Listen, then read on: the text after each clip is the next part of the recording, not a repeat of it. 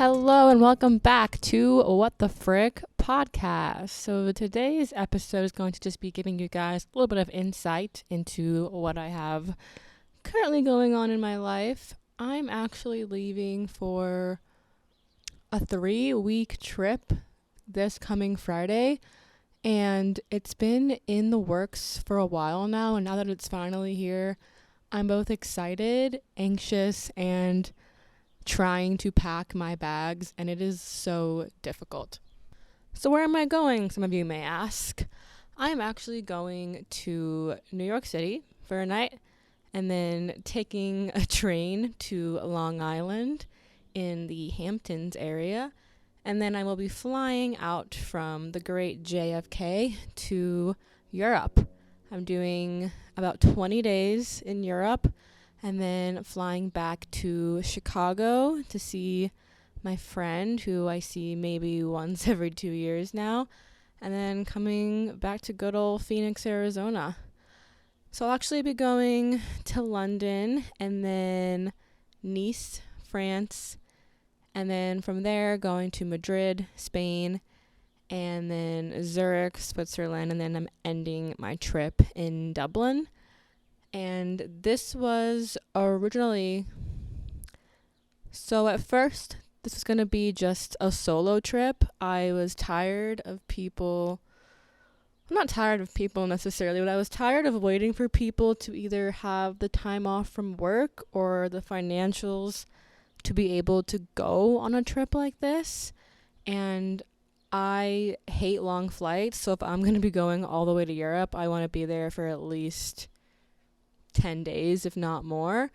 And I haven't been back there since I graduated from college back in 2019, right before COVID hit. And it's just been kind of weird getting over there with all the COVID regulations. And it's finally a good time. I'm going to have a European summer and just have fun. I've been working like a crazy person this past 2 years, doing job after job after job, saying yes to gig after gig, and just sort of running myself dry, trying to save money, not only just for life, but also just for this trip. And I've set aside a good amount, and I'm really excited. So like I said, the plan was to go by myself and do this 20 days in Europe, and I picked places that I knew were pretty safe and, as you can see, like pretty big cities that I would feel okay in. And I've been to London twice already, so I figured that'd be a good place to start, somewhere I've been where they speak English, and just kind of go from there. You know, people talk about going on solo trips and how it really changes them and they learn so much about themselves, and I was really looking forward to it. And then one of my friends actually was like, hey, you know, I have a bunch of extra time off of work that I have to use, and I'll go with you for a part of your trip if you want. And I was like, oh my God, yes, of course. Like, that would make it so much more fun. And I know in my head, I was like, I want to have this big solo trip, but I was so excited to hear that one of my best friends was like, I'll come with you. Let's do this together, at least part of it. And oh my God. Oh my gosh, it's attacked by a bug because I'm filming outside, but it's, oh my God, everything's fine. Sorry. Anyway, traumatic event. Back to what I was saying, though, is I am grateful to have my friend coming along with me. Just be a lot more fun, I think, to experience it with somebody else who I've never traveled with in this way, and just sort of have someone to talk to. Even though I was kind of looking forward to being alone, I know that I'll enjoy being with a friend a lot more. And to top it all off, my mother I actually also convinced to join me on part of my trip. So my friend is coming to the first 2 cities, and then my mom is going to be joining me on my second 2 cities, and I'll actually have my little solo time in the last city, which is Dublin and Galway in Ireland. So I figured that's probably the best place to go by myself anyways, because everyone there always seems so friendly, and you just kind of sit around in pubs and drink and mingle. So I'm excited to have somewhat of a solo experience, but I'm kind of glad it's coming towards the end of the trip where I'll already feel like really accustomed and just good about my travels, if that makes sense.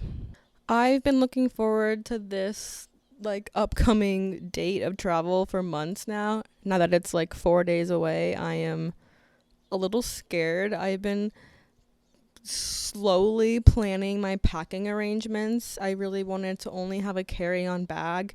Didn't want to risk losing a bag or having something happen of that capacity.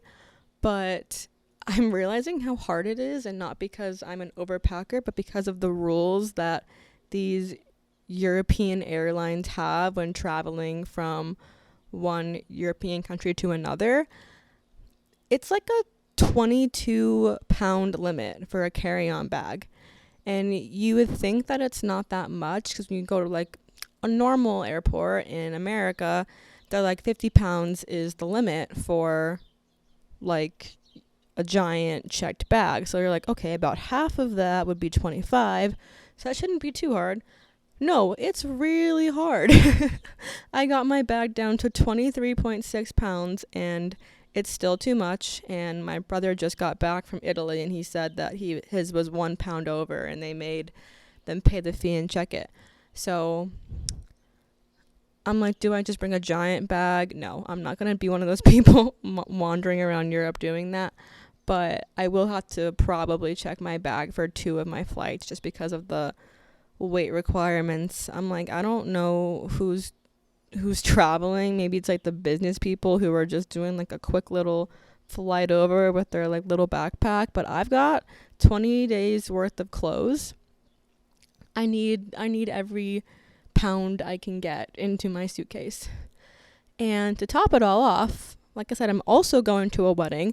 So I had this great idea that I'm already going to be in New York, the East Coast, and I hate flying long distances. So when I fly to Europe, I usually try to make a stop in New York or just somewhere on the East Coast, and I did this last time I went as well.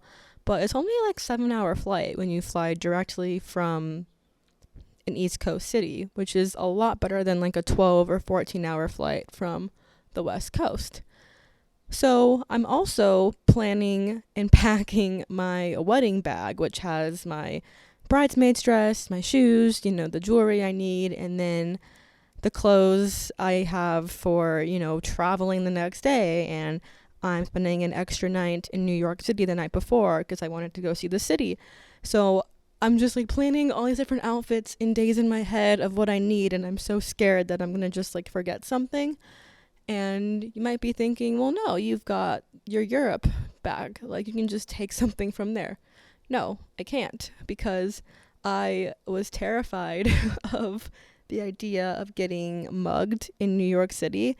Like, I'm more afraid of New York than I am of Europe, because I am staying in a hotel near Times Square, and they actually have a direct train, not even a subway, but a train that runs directly from JFK right to Penn Station, I believe. So I was like, that's probably the safest way. That's not just, getting an Uber, which is very expensive. So I'm like, I'll just do that. But picture just like me, this little like 26-year-old girl with my bright pink Away suitcase, and then my other black suitcase and a giant black backpack. I feel like I just look like I'm asking to be robbed. So thankfully, I feel like the story is just going on and on, but this is important stuff. So thankfully, my friend who's also in the wedding with me is on the same flight I am going to New York, and she's just bringing one bag and sharing it with her husband. So I was like, hey. First, I asked her if she would be willing to bring my wedding suitcase back with her, because I am not going to bring that to Europe, obviously, and it doesn't cost her any extra money. So she was like, yeah, of course, I'll just leave it at my house till you get back. And then about 3 days ago, I was panicking about getting mugged on the train or just in general. And I was like, is there any way that you would also be willing to take my Europe bag when we get off the plane, so that I will just have the wedding bag, with my wedding clothes and just like the things I need for that night. until I see you the next day, and you can give me my Europe bag, and then I'll, have it until the wedding's over, and then I'll give you my other bag.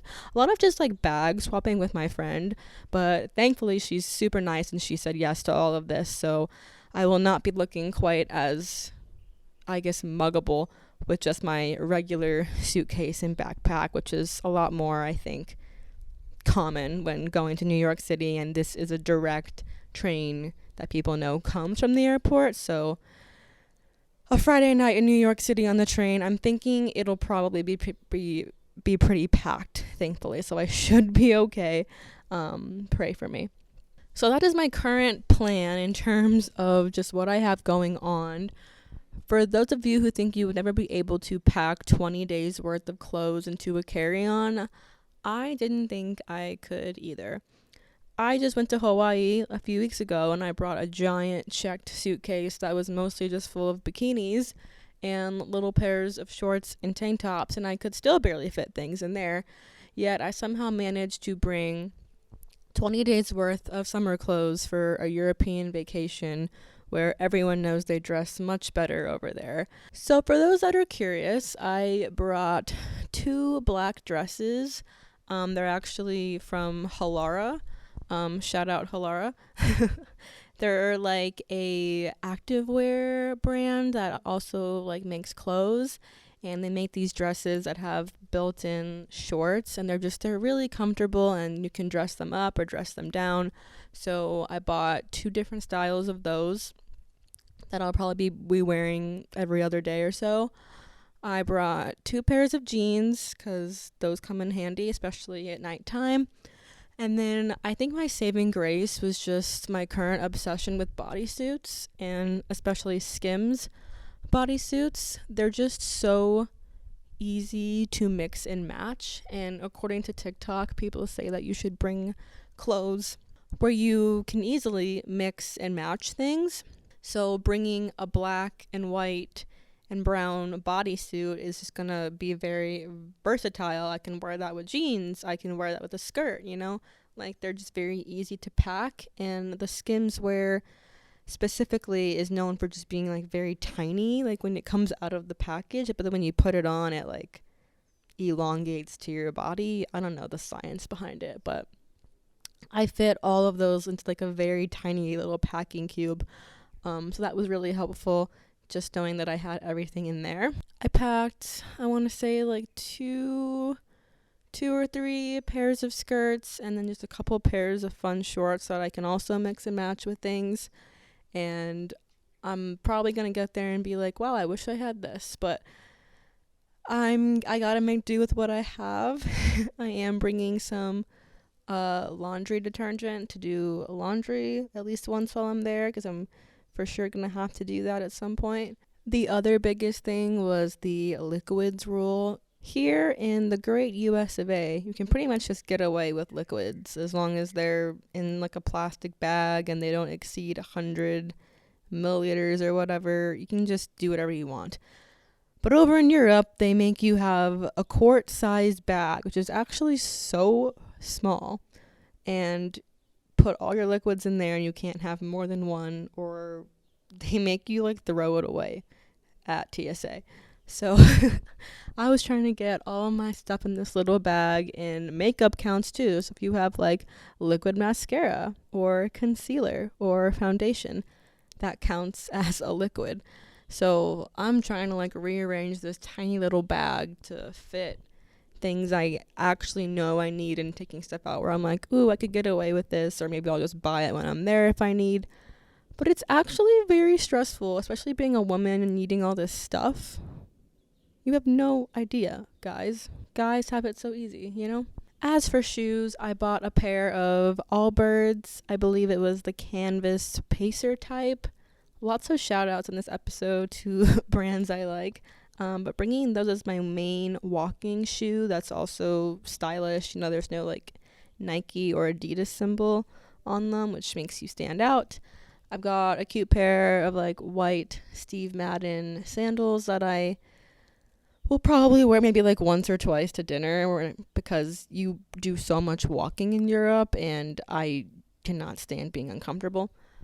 And then I'm also bringing this just like pair of slides that are more like dressy. So if I just kind of have my feet really hurting or want to just like walk around real quick, I can slide those on. Some other main things I packed was emergency, the little packets you take if you think you're getting sick or you want to stop yourself from getting sick. I think I have a placebo effect with these. Like whenever I take them, I just feel better. I don't know, it's a mental thing. But I brought a bucket load of those and also a bunch of liquid IVs because I am so used to drinking water constantly here in Arizona. And in Europe, water costs money. So people are just not really drinking as much. And when you're walking everywhere, you get dehydrated and, your legs will start to hurt. So I brought a packet a day for that, and I'm just gonna chug it in the morning so that I know I'm at least, somewhat hydrated. I guess really quickly, some other things I packed were just like a little like medical case. So it's got like Tums, Tylenol, a few cough drops in case I start coughing on the plane or something. And just stuff like that. I've got like my bag with my European money in it. I would recommend asking your bank for the money you need for that specific country ahead of time, just because it does make a difference and you're not really facing those fees like you do when you're actually overseas. So much to plan. I keep just staring at all my bags like, am I forgetting something? And obviously I can, get by if I do forget something. It's just that I would much rather have it all with me. So and you know what? It's scary. I'm not just like driving to California or even Hawaii. Like, this is a completely different country, different continent. And yes, they're very safe and monitored, but it's like people do speak different languages and English is not the primary language. They have different rules, different ways of doing things. So just trying to be as prepared as possible for any kind of situation that may arise. So as you can probably see, I will not be podcasting for a few weeks because I'm going to be out in Europe living my best life. I will, however, be posting tons of photos, TikToks, videos. I'm bringing my GoPro with me, and I think I'm also bringing my nice camera just to have, because I don't feel right not taking it, but I'm still kind of figuring out the situation with how I'm going to bring it in what bag. But another thing for me to just figure out, I guess. But if you don't already follow my personals, I also made a new Instagram account where I'm just posting travel content. It's in my current bio if you want to check that out under my personal account, which is at Shayna Goldberg. I'll be just kind of posting a lot more travel related content, sort of trying to get more into this field and discover it more. And I think this trip is a great way for me to start doing that. So thank you guys so much for following along. I have been just needing this for so long, and I feel like once I get there and I'm acclimated to the time change, I'm just going to be so happy and thriving, and I just feel like a totally different, more awake, more passionate person when I'm traveling, and just seeing other places and other cultures and other ways of life just really brings a lot of joy to me, and I'm excited to feel that again. So thank you guys for listening. I will catch you next time with full updates on the trip. I'm sure some crazy stuff will happen. Hopefully nothing bad or scary, but just funny things that happen. I'll take some notes for you guys, and I will see you guys in about a month or so. All right. Bye.